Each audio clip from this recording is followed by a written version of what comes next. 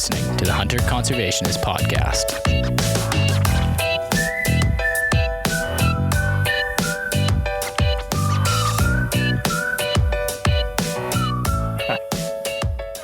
Anyways, let's roll into Ontario. So, Ontario, I think, has probably had the toughest go of black bear policy and hunting regulations anywhere in Canada, in my opinion, with the closing of the spring bear hunt, the animal rights organizations being behind that, driving that, and then I think it's a success story as well, because it was a long road of advocacy to bring back, to restore the spring hunt. But that's decades of impact to Ontario hunters, to Ontario outfitters, to rural community businesses, and and all that sort of stuff. And I don't know if I've ever really seen, as far as black bears, that level of impact. Nova Scotia tried to, and then kind of lost, kind of backed away from the spring hunt last year, but Ontario is definitely big.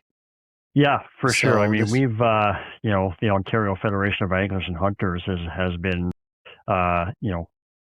very active on black bears over the decades. And, obviously one of the things that we are most well known for is our advocacy and lobbying, and ultimately the legal fight related to the cancellation of the spring bear hunt. And, we took that case all the way to the Supreme Court of Canada at the time. And, they declined to hear us back in 2003, 2004. And it wasn't until 2014, I guess the pilot was reintroduced in 2016. It was fully expanded.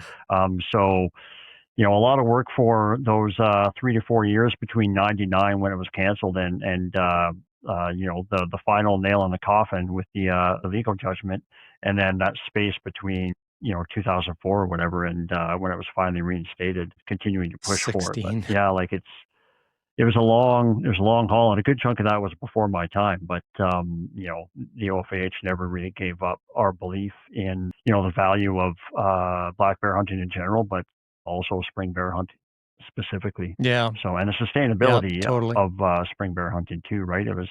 It just goes to show you, even with a wealth of evidence in your favor, it can take a long time to turn the tides on some of these advocacy issues.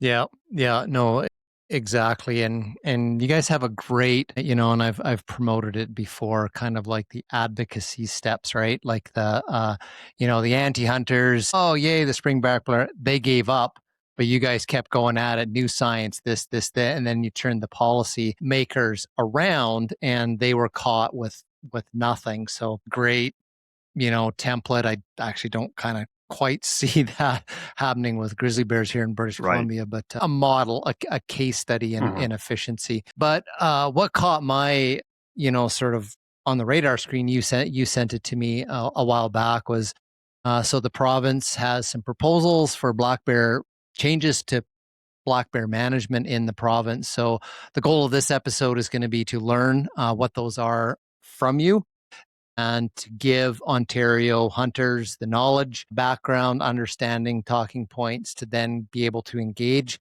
submit comments on this back to the government before the comment period closes.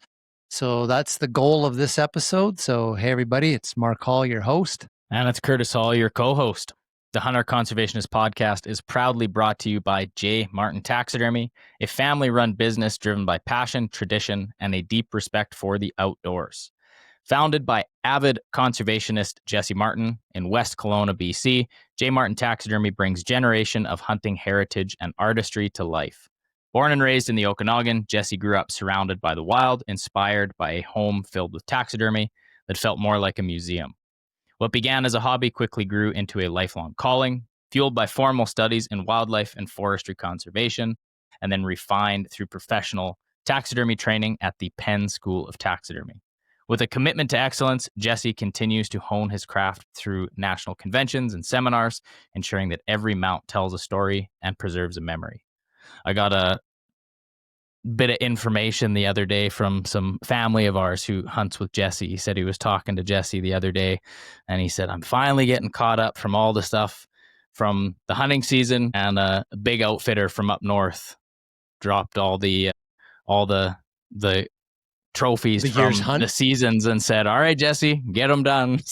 So good problem to have. Good for him. Oh yeah. So he's staying busy. I know we have a family member of ours whose grandson got his first 2 deer, his first deer in BC and his first deer in Alberta. And I got word that they are both being sent to Jesse for getting mounted up, which is pretty cool to have. I have my first deer mounted up, which is kind of a cool thing to have looking back. But as always, big shout out, big thank you to Jesse. He's busy, which is good. So thanks, Jesse. Yeah. Awesome. Thank you. Yeah, we had a little chit chat with him the other day too and stuff kind of leading up to Christmas. So yeah, it's doing good, supporting, thanked us for what we do here on the show. So taxidermy fact time, little our little pre-show taxidermist fact. So here it is. It's about a person, a taxidermist. So William Temple Hornady was one of the most influential taxidermists and conservationists. He was trained at the Ward's Natural Science Establishment in 1870. So Ward, being Roland Ward, the famous British naturalist taxidermist who established the very first record book for records and weights of big game animals of the world or whatever in the 1800s. And as far as I can trace back, that's the origins of the word trophy. Hunters wanted to put into Roland Ward's trophy book, hence trophy. Anyways, that's where William Temple Hornady learned to become a taxidermist. He became famous for his large group mounts in natural settings, the big dioramas. He traveled the world as a hunter and a conservationist and a naturalist. He wrote a book in 1887 called The Extermination of the American Bison, and it documented the species' near extinction, and it helped spark a movement in the United States and North America to preserve the remaining bison herds. He became the first director of the Bronx Zoo. From there, he campaigned for game laws and wildlife protection. He also wrote a book in 1906 called Campfires in the Canadian Rockies, and they were short stories about his hunting foray trips into Western Canada, particularly the Rocky Mountains, storytelling with conservation kind of themes and hunting. The interesting thing is just beside where Curtis and I are sitting, the Rocky Mountains, there's a valley called the Bull River, and on the other side of the mountain range is a valley called the Elk Valley, and then it's the Continental Divide in Alberta. There is a pass between the Bull River and the Elk Valley, which is where Hornady hunted, I believe, elk, a grizzly bear, and mountain goat. And that pass today is named Hornady Pass. So everybody in our part of the world knows about it. So there you go. Whole taxidermy fact for you. Mark, welcome back to the show. Thanks for having me. It's always a pleasure, guys. It's awesome. Bears have been a big, the topic of 2025 from one end of the spectrum to the other. So Mark Ryckman, you're the policy manager for the Ontario Federations of Hunters and Anglers. You've been in that position for quite a while, and you've been on our show 4 or 5 times now. That's right. Yep. Been with the OFAH for it'll be 13 years now. Wow. Good for you. A lifer. Yeah, it's one of those careers that you don't necessarily predict or anticipate, but when you fall into it, it really, really fits, and it just happens to align with a lot of my passions for wildlife ecology and wildlife management and hunting and the protection and promotion of those things. So yeah, just love it here. Awesome. Yeah, it's great to find a career like that. So tell us what the government is proposing for regulation changes. Put your lens, the Federation's lens on that, and speak to the listeners that you obviously probably want to encourage to go make comments while they have a chance. So what's happening? Yeah, that's ultimately information sharing is kind of the goal of this podcast here, and educating folks and trying to encourage people to get involved in some of the government decisions that are obviously going to impact them. There's a lot going on in this proposal, a lot of things that are being proposed, a lot of detail. I hesitate to say that because I don't want to discourage anybody from going and reading the proposal and contributing their valuable feedback on the parts that are actually relevant to them. But there is a lot going on. I think it speaks to the fact that once the government got out of the shadow of returning the spring bear hunt or having canceled the spring bear hunt and then returning it, they really didn't want to go back into that well anytime soon. They wanted to just let black bears and that issue sort of stabilize, I guess, if you will, in Ontario. So some of the aspects of the proposal have probably been some time coming. They've probably been on the minds and on the desks of some of the policy managers for quite some time. But the big one is they are finally proposing draft population objectives for every wildlife management unit that has a bear hunt. That's something that black bears have never had, at least not a public-facing population objective for bear populations in Ontario. So that's actually where a lot of the information comes from, how they developed, those population objectives, what the objective ranges are, and they're really asking for people's feedback on those things, because obviously not everybody's going to know what the appropriate population should be in every wildlife management unit in Ontario, right? This is a prime opportunity for the thousands of black bear hunters in Ontario to use the local knowledge that and share the local knowledge that they've gained over the years of black bear hunting in a particular area. So I can't imagine there's going to be too many wildlife management units in Ontario that have a ton of feedback other than maybe the most popular ones. But it's really important for the people with the local knowledge and the intimate knowledge of the landscape and the bear populations and the trends in the area to provide the feedback on those population objectives for that reason, but also because the population objectives are going to inform a lot of the other harvest management decisions that are going to be made going forward. Okay. And we can get into those. And one of the things is probably the most impactful, maybe not on a spatial scale, but certainly in terms of a paradigm shift in how we manage bears and bear hunting in Ontario, is that rather than relying on things like season restrictions or season closures in areas where they think black bear populations need a little bit more protection, the government is proposing to enable a resident draw, a tag draw for black bear tags in areas, and only in areas, according to them, where black bear populations have been identified as being below those population objectives. So right now we have, I'm not sure what it's like out in your neck of the woods, but for black bears, it's an open allocation system in Ontario. So there's no limit to the number of resident licenses that can be sold in any given year. And they aren't WMU specific. So you buy a bear license, you can hunt in any unit that has an open black bear season. It's a little bit different on the non-resident side. They're required to use the services of a tourist outfitter, and those harvest opportunities are much more limited. That's been a complaint of the tourist industry in that they tend to be the only sector that is limited and that is directly controlled by the MNR. So over the years, there have been a few places in Ontario where our Ministry of Natural Resources has grown in their minds concerned about the status of black bear populations.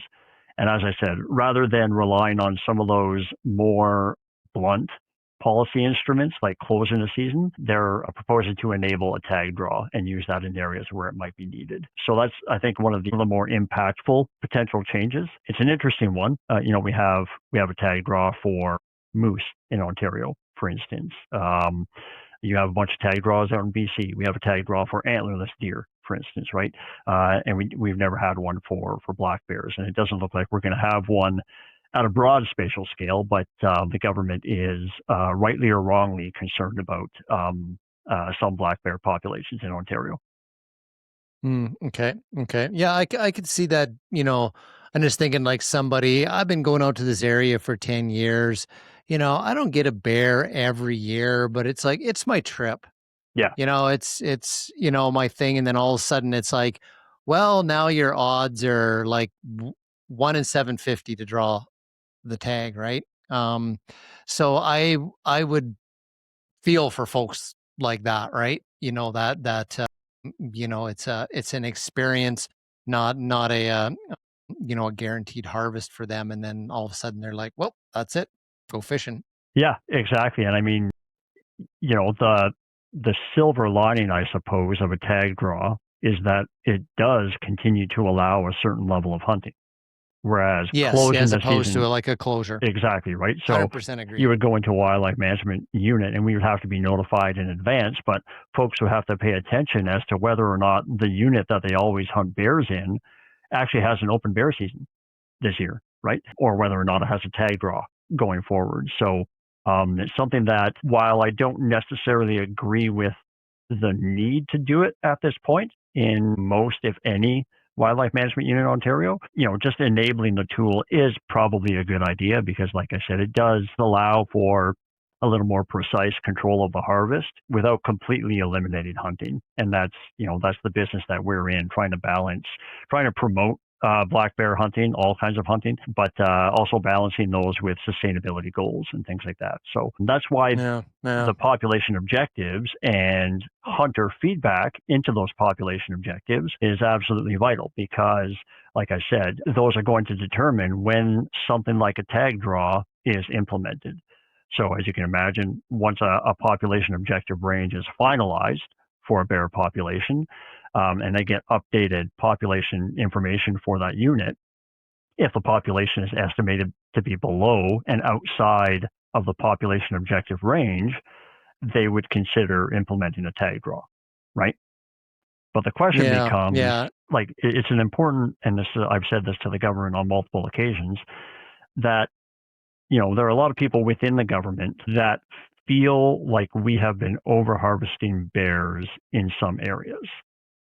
And to that I say, I understand your feeling, but you can't possibly conclude that because we don't have population objectives yet. You're just now proposing preliminary population objectives.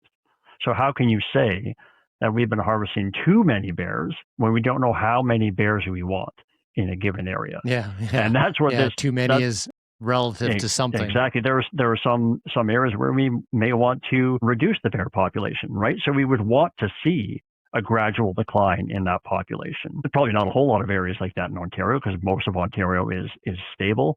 Some units are over the objective and a couple are estimated to be below. But that's why, as I say, input and particularly local hunter input on these population objectives is important because it's going to drive everything else going forward.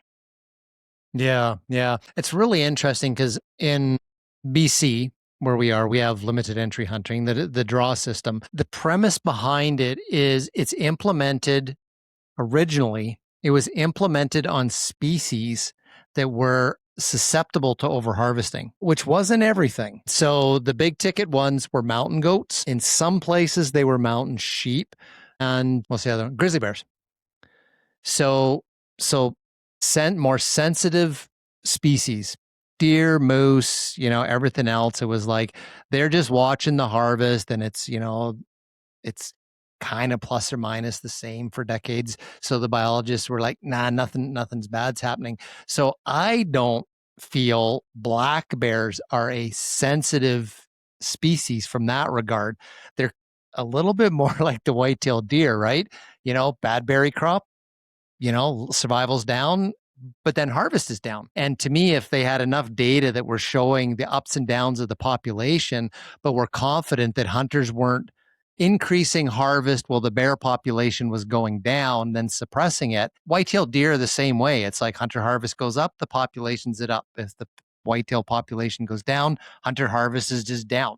And so biologists are like, well, I never got to put whitetails on a draw system because if they're not there, the hunters don't get them. They're still out there having fun, but we're not over harvesting them if they take a downturn. And so I don't know what your thoughts are around that with black bears, and black bears, I'm not sure what the life history of black bears is like in BC. I can't imagine it's significantly different than in Ontario, but no, I don't think so. We have 80,000-90,000 bears in Ontario, maybe a little bit more, and black bears in Ontario, depending on where you are, obviously Ontario spans a great range from north to south, but female bears, depending on where you are in Ontario, don't start reproducing until they're about 5 years old at the earliest, right? Yep. In Northern Yep. Ontario, we have some Ontario-based research that show a lot of females don't breed till they're 8 years old, right? And then they only breed every 2 years after that, right? So in great conditions, particularly in central and southern Ontario where there's more habitat, you definitely do have the potential for really healthy populations that are robust to harvest. It's a little different in some of the northern areas where they're just naturally lower densities to begin with, and they start breeding later in life. So we've seen, over the years, the M&R has gathered a lot more information with respect to the barbed wire hair trapping study they do to generate population estimates, tracking harvest. And we tend to see, I imagine it's like this in BC too, where you have the occasional food failure. You just have a really bad year for soft mast and for hard mast for whatever reason, usually local climate conditions. And what we see in those years is that harvest goes up because those bears are much more vulnerable to black bear hunters, the majority of whom in Ontario use bait. They hunt over bait. In really good natural food years, and you talk to any bear hunter in Ontario, it could be a slog harvesting a bear because believe it or not, they are much less interested in a barrel full of whatever donuts or whatever the case may be than they are the natural foods that they've evolved to eat over time, the berries and the nuts. The wild donuts. Yeah, exactly. Yeah. So people tend to be skeptical when I tell them that bears aren't as vulnerable to baiting in really good food years. So ultimately, we could dive into the data a little bit more if we needed to, but ultimately the danger is that you might have a population of bears that's closer to the lower end of the range, and you might unpredictably have one or more food failures in a few years, right? Where those bears, even though they're lower densities, are more vulnerable to harvest, right? You can't control that in year, right? You don't know there's a food failure until essentially the hunting season begins. So there's really nothing you can do about it at that time. But the Ontario government feels that they want a little more direct control to be able to respond in that situation and in many other situations, even populations that are just naturally low. They want to be able to have a greater control on resident harvests. And I mean, resident, and I'll say this as, promotion of the OFAH, but also as a bit of an unfortunate consequence is that the Ontario Federation of Anglers and Hunters, as we said at the outset, has spent decades promoting black bears as a valuable big game animal, as an important part of Ontario's biodiversity and something that is worthy of greater management attention than what we would have seen in the 50s and 60s when they were considered vermin. Because of our open allocation system, there was always in the back of our minds, not a massive concern, but just like a nagging little feeling or a thought that it's possible we could be too successful in our messaging, in encouraging residents to get out and hunt bears. With an open allocation system, logically, there is an upper limit to how many people can be hunting them, right?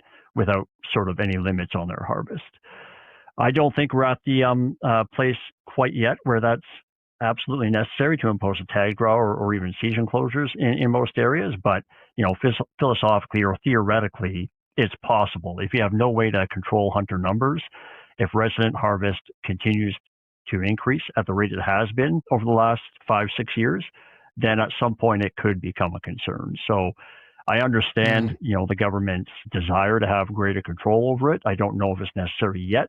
But again, if the trends continue the way they have been over the last few years, then it may not be very long before we have to impose some harvest restrictions in some areas. There are a lot of black bear hunters that don't feel that that's the case where they hunt. And that's probably true. The vast majority of Ontario's bear range has healthy and stable black bear populations. The government, on the other hand, has identified a couple areas where, population estimates are lower than their preliminary population objectives. And again, that might change through consultation.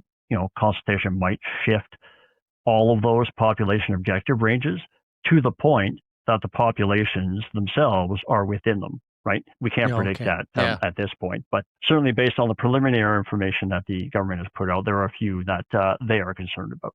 And one of them is a well-known popular area in Ontario for tourism. It's the Bruce Peninsula, home to Bruce Peninsula National Park in the Lake Huron area. So that population is lower than the government thinks it should be, and it has some unique barriers to growth compared to other parts of Ontario, just given that it's a peninsula and it's we can get into this a little bit more if you want, but ultimately the fractured landscape at the south end of the peninsula, it runs north to south with a tip extending to Lake Huron at the north. The south end is fractured and fairly well developed.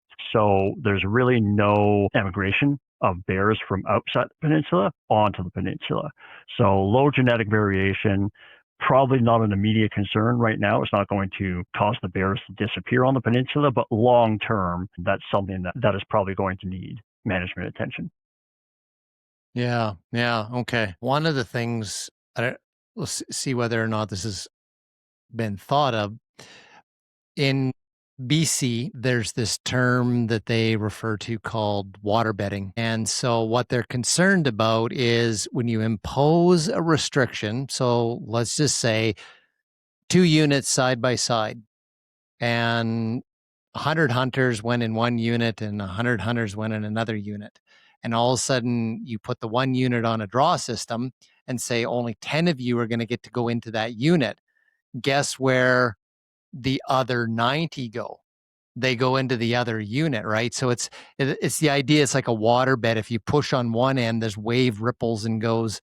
It just is human nature, right? Yeah, like I've never heard that. That's a great analogy. Actually, that's really good. And so their province is very cognizant of if you poke here, what's going to happen over here, right?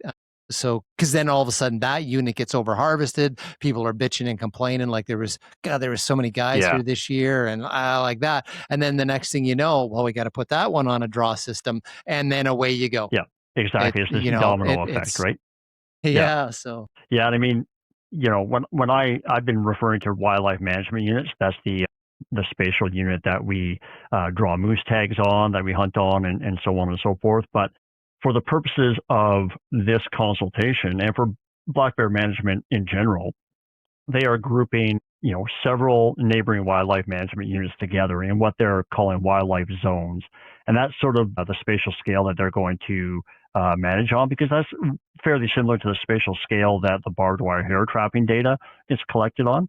So that might buffer, against the waterbedding effect that you're referring to, but it doesn't matter if you're talking about a smaller wildlife management unit or a larger wildlife zone. The same thing could happen if you impose a tag draw on a wildlife zone. Maybe it's 3 wildlife management units. The same thing happens to the neighboring wildlife management units, right? You have a sort of a mass exodus of hunters out of the one area into neighboring areas. Yeah. Okay. What's your next top of the order? Yeah, so those are sort of the ones I wanted to start with, mainly because, like I said, they're so influential in all of the harvest management decisions that are going to be made going forward. It's going to be really hard for the average person to look at our objective is density X or our range. Like that's going to be really hard because we don't think that way. We're just like, oh my God, like I saw 5 bears a day and for 2 weeks versus I haven't seen a bear there like for 2 weeks that I spent hunting or whatever. It's kind of like lots, not very many, kind of approach. But, when somebody says, well, our objectives are between, 15 and 30 per 100 square kilometers, you're like, what the heck is that? Right? Yeah. And our government is actually, I'll give a bit of kudos to the folks that have been working on this, is that they are trying to include as much information to make things as easy as possible for folks that might want to provide feedback. So they've actually done both. They have maps with density ranges, but also have translated those into actual number of bears, because that's also how they report population sizes, right? But the same concern applies in that, a hunter that's been going to a particular area for a decade hunting bears has a general sense of what they feel the bear population is, maybe too many, maybe too few, maybe it's just right. And then all of a sudden they see a population estimate. Doesn't matter what the population estimate is, that kind of becomes their new reality, right? Oh, 2,000 bears in my unit means, and I feel that it's roughly, it provides plenty of opportunities. There's plenty of bears. 2,000 is fine, right? Kind of directs their input a little bit. And it really comes down to whether or not people think there should be more or fewer bears. Like a lot of these population objective ranges are wide, thousands of animals, right, in magnitude. And if population is sitting right in the middle, I mean, for the vast majority of these wildlife management units, there's no concern. And even hunters who might feel there are too many bears, you could drop the bear population in some of these units by a couple thousand animals and still be within the population objective range, right? So that's the scale or the magnitude of population management that happens with bears. And we don't quite see the same thing with moose, and certainly not with deer, because you don't quite have the same level or intensity of, population estimation and things like that for deer. But, they've done quite a bit of work to sort of set the stage and hopefully give people an opportunity to provide meaningful feedback on it. So, yeah. Yeah, and ultimately there's a couple of regulatory amendments that they plan to make. One would be to implement whatever they adopt as the final set of harvest management guidelines, which is really going to it's going to involve if they enable a tag draw, it's going to involve how that's done, when it's done, how harvest opportunities are allocated between resident hunters and non-resident hunters through the tourist industry. All of that information is going to be within the population objective and harvest management guidelines. So they'd have to enable that through regulation, whatever the final product ends up being. One of the things that has generated quite a lot of debate is currently in our spring bear hunt, understandably, there's a prohibition on harvesting cubs of the year, which would be tiny at that time of year, and any females that are accompanied by cubs. Good thing. It's perfectly fine. Nobody, hunter or non-hunter, has a problem with that. They are proposing to extend that prohibition to the fall hunt as well. So in the fall hunt, you would not be able to harvest cubs of the year or young of the year, which would potentially be 10 months old at that time, or any females that are accompanied by young of the year as well. So this is one of those things that it has it's a coin with two sides. There are two arguments here. One is that I don't know what it's like in BC, but certainly Ontario bear hunters largely self-police in this regard already. They're not going to harvest a young of the year bear. The vast majority of them aren't going to harvest a female that has cubs of the year with it, right? They do that already.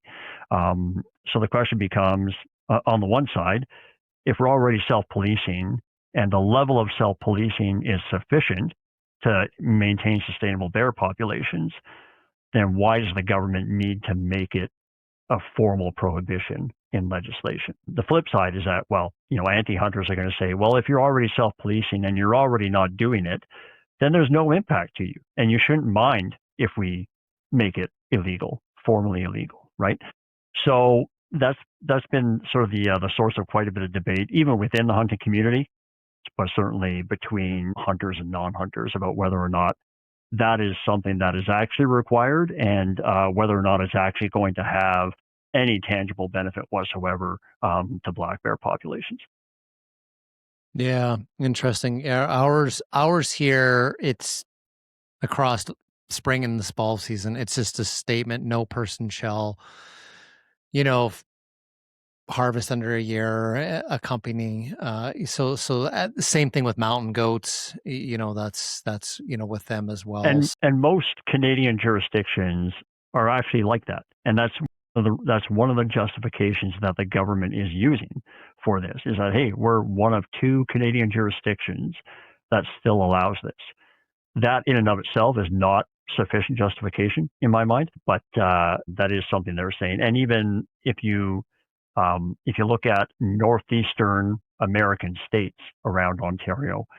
If I recall correctly, the government was telling us that there were 10 sort of in neighboring Ontario that they looked at for this specific prohibition, and 5 of those 10 don't formally prohibit it. They just rely on education and communication to hunters about the value of not harvesting female bears, and certainly ethically not harvesting young of the year, right?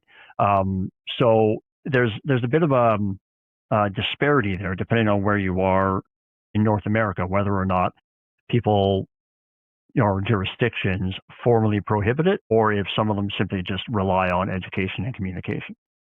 And many hunters do the same with deer, for instance, right? I mean, you could have a doe tag in your pocket. A lot of deer hunters are not going to harvest a doe that they could legally harvest if it's accompanied by young of the year. Plain and simple. Again, that comes back to the self-policing and the ethics that guide hunters, right? So the question becomes whether or not, the small proportion of people that would harvest that animal, is that a conservation concern, and is that sufficient justification to actually go through the process of making it illegal in law? Interesting. That's a very, very interesting one. Yeah, and again, it's been the source of a lot of conversation. A lot of hunters are like, I don't do it anyway, so it doesn't matter to me if they make it illegal because it impacts me not at all. Others are like, well, and maybe this is a symptom of some of the quote unquote anti-government, for lack of a better term, sentiment that we're seeing growing understandably across Canada. Well, the question becomes, should a government be in the business of making laws simply for the purpose of making laws? Yeah. If something isn't a conservation concern, do we need a law in the Fish and Wildlife Conservation Act? Yeah, especially if this, like, if hunters were out of control and it's like, God, you guys can't tell this from that, and it's like 52% of the fall harvest is females that are lactating, and it's like, my God, right? Like, that's impacting the population. Then the regulation becomes a solution to a problem. But what you're saying is like, it's not a problem. Maybe the odd one happens here, there, whatever, but it's not a conservation or a population level concern. So then it becomes like, does the government need to get involved in a regulation that says, hey, this is for your own good, don't run with scissors, like it's, kind of thing, right? Like, I get that. Yeah, I for think sure. we're all fed up with the regulations. It's like paternal, we'll keep you. I mean, it would be the same thing with regulation. It's like, we're going to prohibit hunters from shooting a game animal in the stomach. Right. Yeah. Right. And it's like, well, nobody does on purpose. So it's like, for obvious reasons. Yeah. Yeah. So no, I get it. Yeah. So, and there is an argument to be made that with any animal, or I shouldn't say any animal, but certainly, moose, elk, and deer that are the focus of a lot of big game management and attention in Ontario, because of their life history and their reproductive behavior, the females are the most reproductively valuable component of the population, right? Their harvest of a female is going to have much greater impact overall on the population sustainability than the harvest of a male, for instance, right? That's true of all of those species. So, in theory, there is an argument to be made that at some point, if you're harvesting too many females, or the proportion of your total harvest that is made up of females is too high, that could have long-term sustainability impacts on the population. You mentioned something. You mentioned the term lactating female. If we had that information in Ontario, which we don't, that would be a very valuable piece of evidence for or against this move. All we have is the proportion of females and the proportion of adult females in the total harvest, spring versus fall, right? We have not a great handle on how many of those would have reproduced cubs, for instance, that year, right? Which you could tell if you Yeah, had samples. how much of the female harvest was above age 5 and below age Right. 5? And even The then, percent below, you can just like, good on you. but as I Happy said at the eating. beginning, even then you can't guarantee that female had young of the year that year, right? Because they only breed, Yeah. they only have a litter every 2 years. And even at 5 or 6 years of age, there's no guarantee that they're even sexually mature yet, depending on where you are in the province, right? So Yeah. despite the fact that harvesting too many females just could have a long-term impact on a population trajectory, when it comes to black bears, there's actually a lot of female bears in the population that are perfectly legal for harvest, right? Because they don't have young of the year. They're probably not sexually immature, a lot of them, depending on where you're in the province. So, there's a bit of a gap in our information that would have been really, really valuable to have for that discussion in particular, right? If they had shown that there's X percent of females in the fall harvest and X percent of those were sexually mature and had young of the year that year, which you can tell with biological analysis and through Hunter sampling. If we had that kind of information, we would actually have all of the information we need to have a legitimate and well thought out and argued conversation about this. Unfortunately, we don't have that. We have absolutely, and that's why I said earlier on, we don't really know what, if any, impact that prohibition or extending that prohibition into the fall season is going to have in terms of protecting females that had cubs of the year from accidentally being harvested, right? It'll have an overall impact potentially on the proportion or the total number of females that are harvested. And if that's the government's goal, that's one thing. That's not really how they're positioning it. But those are two different conversations, and we don't quite. From a wildlife management and a biologist perspective, I don't feel like I have the information that I want in order to have a really good conversation and debate about this. But they want everybody to comment on the proposal. And when your comments are, I don't think we have enough information to make this decision, that kind of is it's an implied green light. Outlier that is what it is to the government. In my experience, it's an implied green light. There's nothing convincing to make them change their mind, then they'll proceed as is. And that's also why it's important for hunters to get involved and submit their feedback on the population objectives. Because if there are units where nobody comments, they're going to be adopted as proposed. And that might not be right. That might not be reflective of what municipalities, what hunters, what everybody in those local areas want for a bear population. Yeah. And finally, the one thing that, or as I said, there's a lot going on in this proposal. The one thing that is not a red flag at all, and really hasn't generated any discussion, is they are proposing to strengthen enforcement of the possession of bear bile. So our Fish and Wildlife Conservation Act explicitly prohibits the possession of bear gallbladders when they're not with the carcass. Apparently, there have been a few enforcement instances or difficulties in the past where somebody possessed bear bile, but only because they had removed it from the gallbladder, and they couldn't be charged under the Fish and Wildlife Conservation Act, even though they were likely trying to do the same thing that somebody would do if they illegally had the gallbladder itself containing bile. Just closing a regulatory loophole there. Really, nobody is going to have a problem with that. It's an important component, even though it probably doesn't happen very often. It's an important component to protecting bears from illegal wildlife trade. And we all know how susceptible species like black bears are to illegal wildlife trade, and a lot of their products are highly sought after in foreign markets. So paws, bladders, whatever. Yeah. Okay. That one seems straightforward. It seems folks could support that if it was like a loophole that would allow someone to kill a bear and take the bile and put it in a jar and not have the actual organ, and then be like, hey, nothing you can do. So exactly. Can't prove it came out of a bear. Okay. So like I said, there's a lot going on there, a lot of information. Certainly any hunter that is, or anybody that even wants to comment, that is interested in commenting, that feels overwhelmed, that maybe wants a little bit of background, they're certainly free to contact me and we can chat it out. We've been involved in this conversation for years at this point now.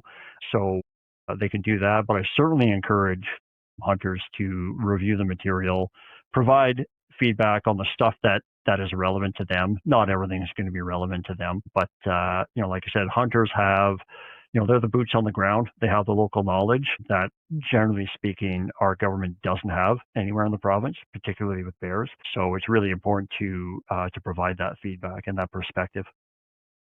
Yeah, absolutely. It becomes an art in itself to like coach people like what to say. Like it just when you said if you say X, they're going to look at that and go, "Yep, that was a yes vote for our proposal." One of the ones I've seen, you've probably seen these in things, are the protest ones, right? It's sort of like, yeah, I'm going to take your stupid survey. It's like, what do you think of the population objective for unit 1, 2, 3? What I think is you government biologists are a bunch of idiots and you have no idea what the hell you're doing and should fire the whole works of you. And it's like, okay, that's a yes vote for our proposal. Like it's like the protest votes are, or the ones where it's the check the box or 20 questions. Everyone is like right down the middle, like, and is that really are you for or against or feedback? neutral? Yeah, exactly. All neutral. And they're like, well, that's a protest vote. Yeah. So, and we've seen, I guess, as well as I do, like social media nowadays can be a cesspool. And I mean, when we posted this on things like Facebook, and you get hunters immediately responding just out of emotion, right? They didn't read the proposal, which is fine. They just responded immediately like, bears are fine, leave them alone, or there's too many bears, we should be harvesting more, right? But, that kind of feedback, on Facebook, doesn't serve any purpose really other than informing us of people's positions, does nothing in terms of government consultation. But, there's a lot of moving parts to this proposal. There's a lot that Ontario hunters can contribute to. And I think that would be tremendously valuable. And I encourage everybody to, despite how long it is and despite how much detail there is, to do what they can to review the stuff that's relevant to them and provide feedback. It doesn't have to be long. It can be simple and personal to you, and that's more than enough. Interesting. Is there anything embedded in there with conflict management, attractant management? Because there is areas in Ontario, in the cottage country and stuff, where there's the break-ins, the garbage things, the people getting attacked by black bears because they're in their yard and garbage can and all this kind of stuff. Is there anything? So one, what are the regulations around leaving your junk outside versus is anything in this proposal aimed at conflict reduction? So first of all, there's nothing provincially that dictates or that prohibits something like that. There's a lot of education and communication that both the government and groups like the OFAH have done over the years to tell people, educate people about black bear behavior and ecology, and give them advice on things that they can do to minimize their chances of human-bear conflict. Sometimes it's unavoidable, right? In really bad food years, you're just going to have more human-bear conflict, right? Almost irregardless of attractant management and things like that. But it will be reduced if you take steps to prevent some of that stuff, like not leaving your garbage out or not leaving your dog's food on the back deck or cleaning your barbecue, stuff like that we hear across Canada wherever there's bear conflicts, which is everywhere. There is nothing specific in this proposal about attractant management or human bear conflict other than, the MNR, when they're consulting publicly on this, and they've spoken to the OFAH about this multiple times and other groups like our tourist outfitter representatives, they're also reaching out to municipalities, right? And part of that is, trying to get that local information about the status of bear populations and what they think should be happening with the bear population. More bears, fewer bears, we're just fine, wherever the case may be. But there's going to be an opportunity for municipalities to voice their concerns in that regard. I think because municipalities are really the only level of government that regulate that in any way. Some municipalities do it through municipal bylaw, saying you can't have food out or you can't put your garbage out till this time on garbage day, whatever the case may be.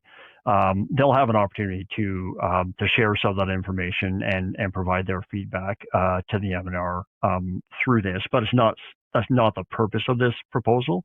But I know that a lot of municipalities, because they have to deal with those problems themselves in a lot of cases, will be voicing, some of that, some of that advice to the MNR. And I think, any municipality that thinks they have too many bears is probably going to be because they have too many human-bear conflicts, and they don't want to deal with as many, right? It won't be from a hunting perspective. If a municipal council submits feedback to the government on any of the population objective ranges, it's probably mostly going to be driven by human-bear conflict and nothing else. Okay. Are there any proposals in there to have some kind of a harvest thing in those conflictual zones around a little bit more development ag areas, which is there anything controversial like that where people are going to light their hair on fire? No, and we don't generally manage at that scale in Ontario, including with bears. It's generally the Wildlife Management Unit scale. I should say it's always the Wildlife Management Unit scale. Hunter behavior and hunter decisions really dictate where harvest is occurring, right? I don't know many municipalities that would be super jazzed about a bunch of hunters placing bait piles just outside the town limits to try to, manage conflict bears. And it's quite possible that would make the problem worse, right? Especially in low food years. So yeah, it's definitely not the focus of this consultation, but as you said earlier, where some people just take a consultation opportunity to voice every problem they have with the government's probably going to hear from municipalities in much of the same way as well. A lot of the concerns about the government not being involved in active bear management or helping them out with human-bear conflicts and things like that. Now, have you seen anything in there for population objectives where the proposal is to lower populations, lower densities? Yes and no. So, if the harvest management guidelines get adopted as they're written now, there should be, in theory, if the government follows their own quote unquote rules, there should be some areas that get second bear tags because their populations are above the draft population objective, which of course might change. But if everything gets adopted as is, there would be some wildlife zones that are below the objective and probably just as many, maybe more, that are above the objective. So on the one hand, you would likely consider a tag draw. And to be clear, the government is only considering the immediate implementation of a resident draw on the Bruce Peninsula, not in the other areas that are actually, as of right now, below the population objective. They want to do that as about a 5-year pilot on the Bruce Peninsula to see how it works and to see how hunters react and see how they can manage it internally. So that's at the lower end of a population objective range. But on the higher end, the harvest management guidelines are saying, well, if bear population is above the population objective, we have to consider giving out second bear tags because the goal is to get it back into the population objective range. But as well as I do, I imagine the BC government isn't much different than the Ontario government in this respect, in that they tend to apply uneven decision-making when it comes to some of these issues. They're much more... That's a good word. Diplomatic. They'd be much more quick to impose a tag draw than they would to issue second tags, probably in Ontario. So that's a suspicion of mine. Don't know for sure. If you read the harvest management guidelines, those two things should be happening almost immediately, and they should be discussed immediately. I should say that. Shouldn't say they should happen. They should be discussed and considered as an option. Okay. So do I understand this right? So the current process that's open for public comment is more at the strategic management goal objective kind of level, like some of these things that you've talked about. But then depending on what is set there, management strategy wise, then hunting and harvest regulations will follow out of that, or okay? It's actually a little bit of both. So they already have sort of internal harvest management guidelines that they've been using for quite some time. This is really the first time in a long time that they're publicly consulting on a lot of this stuff. So as I said, it's, got to finalize the population objective ranges first, because that's going to be very influential in the harvest management guidelines, which they're also updating, mainly to include that tag draw, to enable that tool in the toolbox.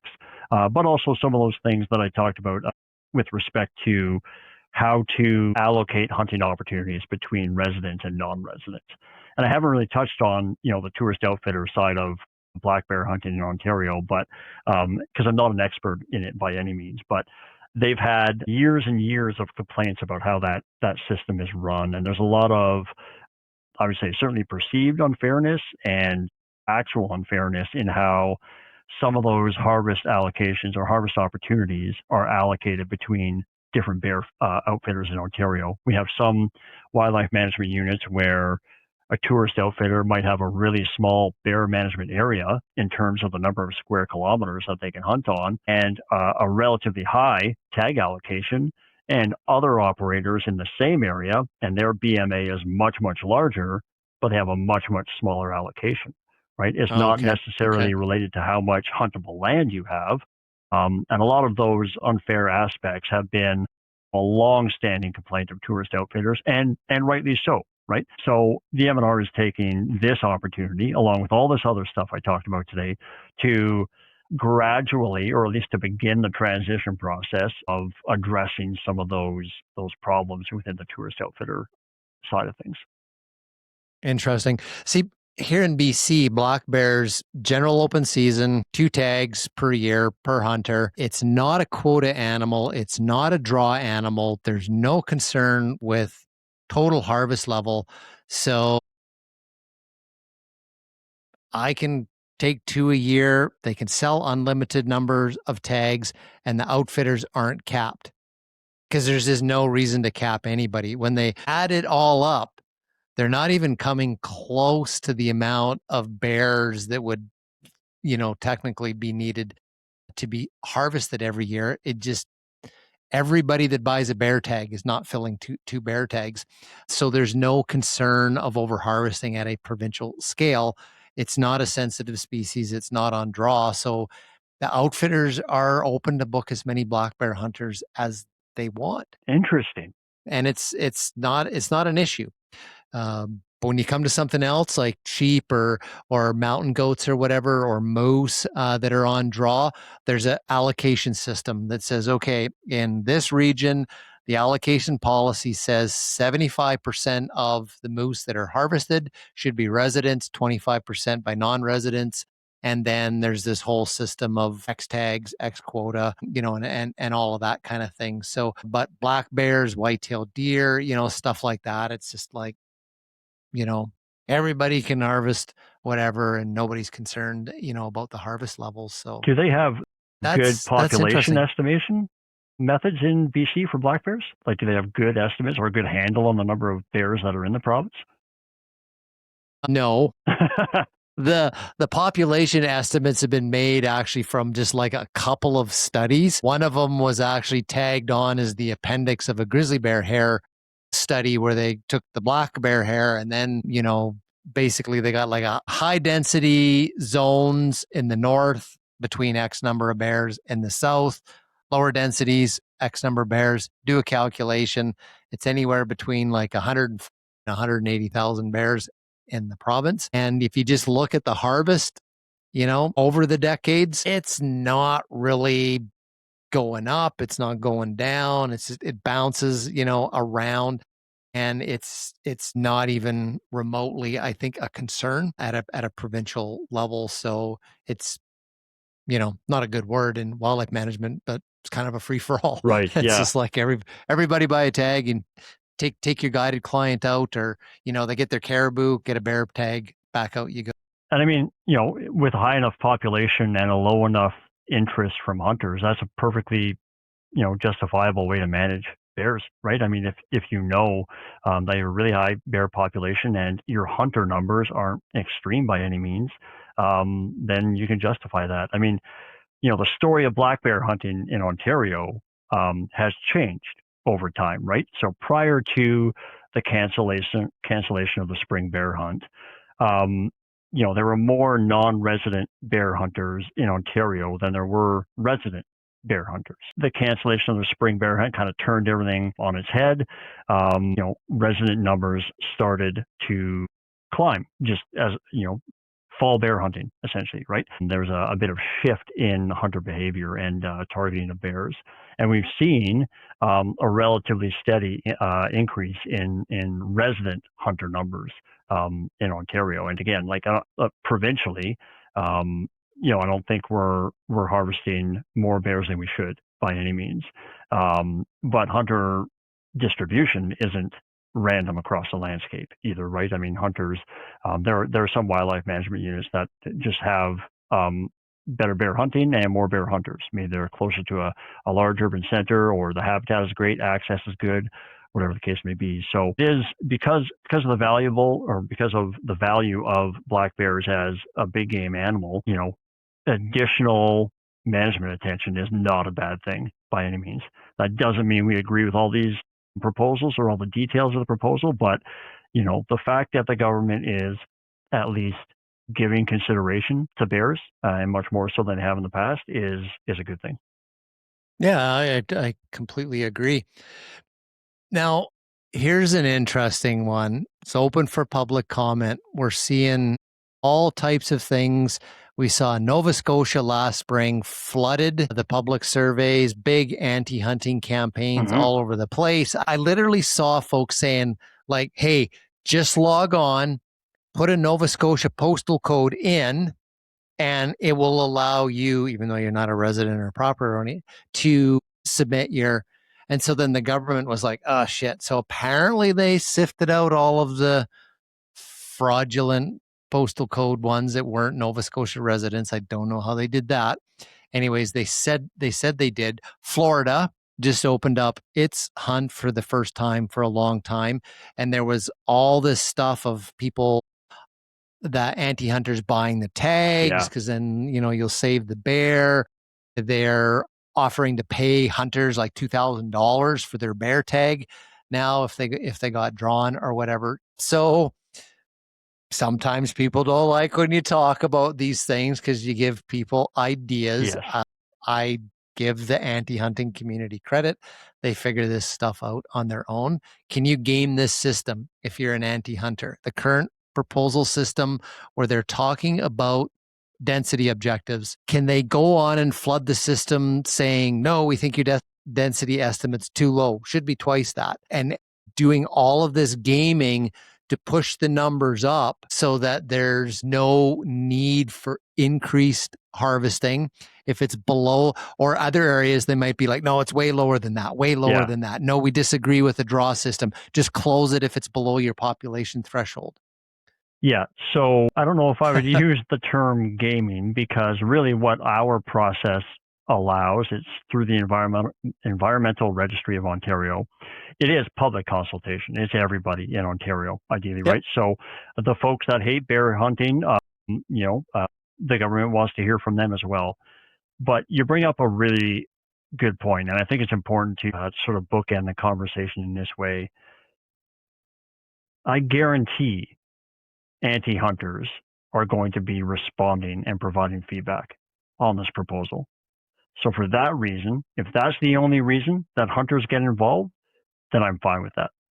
But there is more value to being involved than just hedging our bets against a volume of anti-hunting sentiment in the public consultation process. But for all the other reasons I stated earlier, I would love a lot of black bear hunters to get involved. But if the only reason they get involved is to fight back against anti-hunting sentiment, which I promise will be strong on this consultation, then that's fine. Then do it anyway. Okay. So if anything, just get in and put in some pro-sustainable use comments here, there, and everywhere, even if you're just going like, thumbs up, I like this proposal. You got some tags in this area. I'm fully supportive of it. And it what a horrible way to have to approach wildlife management, right? Like it's Like, and I don't want to frame my opinion as a bear hunter as more valuable than an anti-hunter. I have a lot better information about wildlife management and, bear management in Ontario than a lot of those folks, maybe all of them. But that doesn't mean their opinion isn't valuable. The government views it the same way. And that's why it's important for hunters to get involved and provide their feedback. Because again, I promise you, the very strong and vocal anti-hunting groups that we have in Ontario that were very active during the spring bear hunt discussions will be active again. Okay. So is there anything in there that they could put a wedge against the spring bear hunt again? Like, is the government asking for anything around spring bear different than fall? Specifically related to the spring bear hunt, no. So our tags or our licenses are valid for both seasons. So if I go hunting in the spring and I don't harvest my bear, I can use the same license and tag in the fall. So so nothing scoped specifically to the spring bear hunt. But I promise you, there will be a lot of anti-spring bear hunting opinions voiced on this during this consultation. They'll find places to fit it in. Absolutely. Oh, this is going to cause cubs to be orphaned. This is going to cause cubs to be orphaned. They'll say, hey, if you're concerned about overharvesting of bears, just cancel the spring bear hunt. Then you don't have to worry about it, right? Yeah. So, okay. And I don't want to be all doom and gloom, but I am supremely confident. I would bet my house that there is going to be, exactly. Nowadays, they will be active on this. Yep. Bears, people just light their hair on fire for bears these days. Bears, wolves, and cougars, people light their hair on fire over that stuff. Yeah. Florida's crazy right now. Just in general? Right in the middle of their... No, like the whole thing around the new spring bear hunt. It's it's weird. A lot of there's protests in the streets, protests of the government, this whole thing about buying your tag from you. So I'd heard this one, that all the anti-hunters jumped on, well, but buy, like, put in for one of these lottery tags and then you get it and you'll save a bear. And they figure all of those folks contributed over $800,000 into the Florida Conservation Wildlife Fund just by buying one of the lottery tags. So people were like, hey, thanks for doing that. Yeah, and it is, if our government adopts a resident tag draw, there is no practical way to prevent a bunch of anti-hunters from, getting their hunter education certificate, getting an outdoors card, and applying for those bear tags in whatever area the government imposes a tag draw in the future, right? There's really no barrier against that. That's a lot. Our requirements to get into hunting in Ontario, it's a multi-step process. I can't imagine many anti-hunters are going to go to those lengths just to try to get a bear tag, but you never know.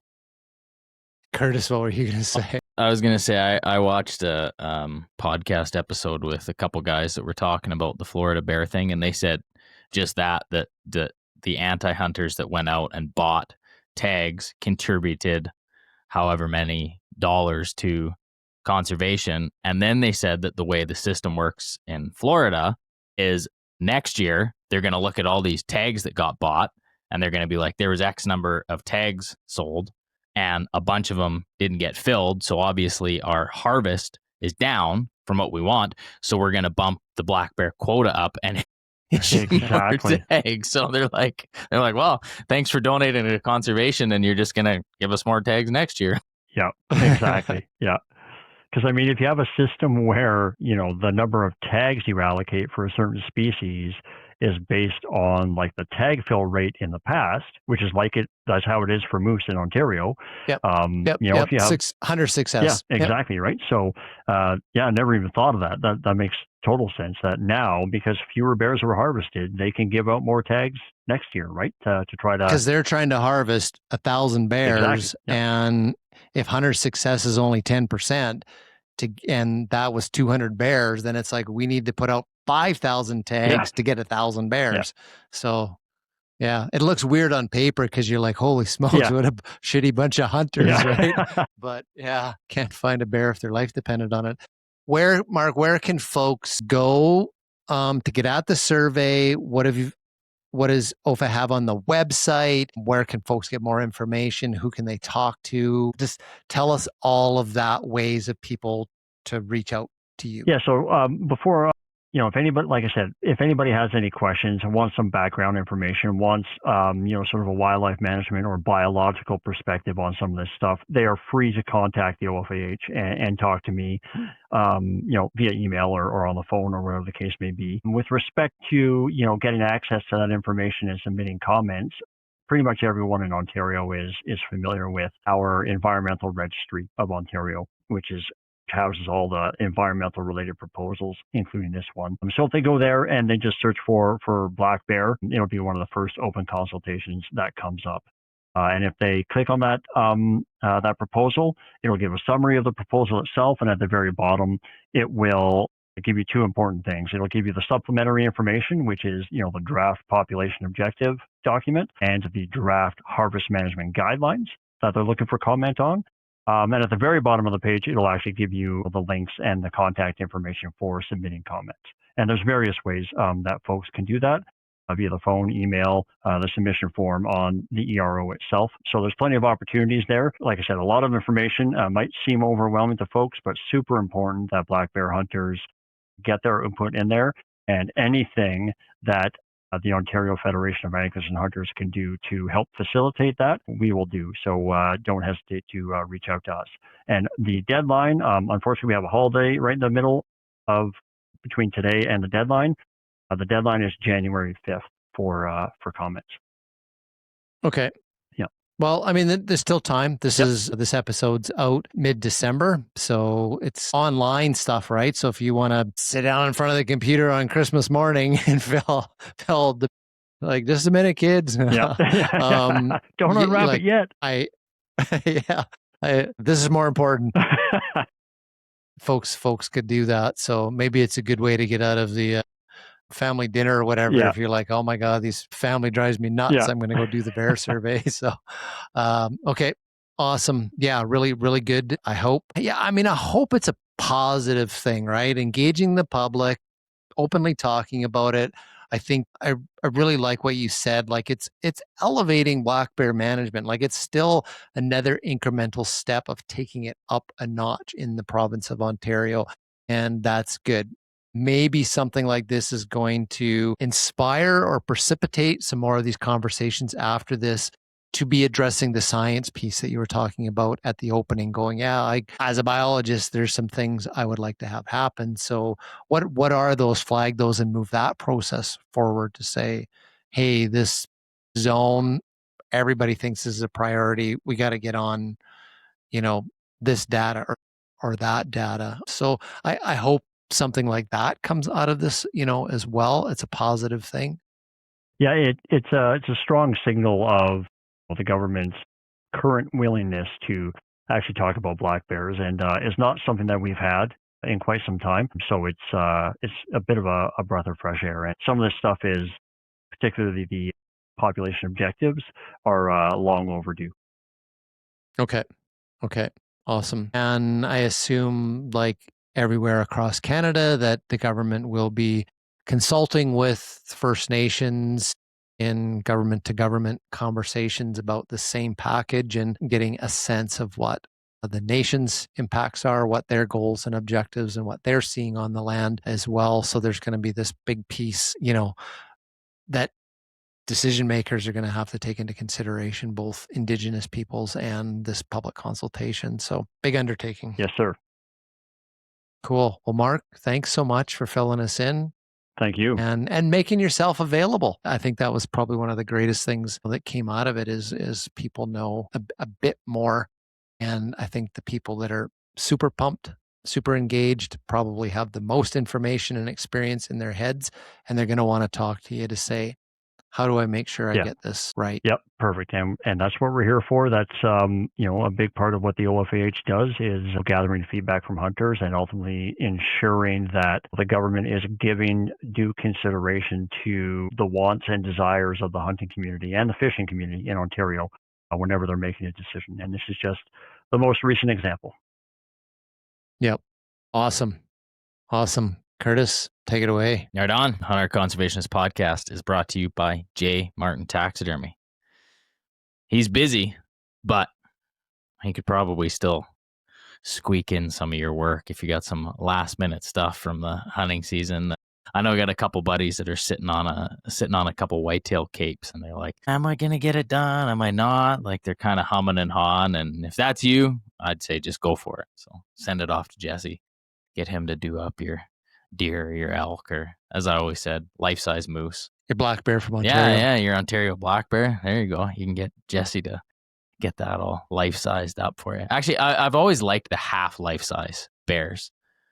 My grandparents had a taxidermy shop that I worked in it growing up, and I always did really like those half life-size black bears. They're kind of a nice thing. So you can get the back half done too.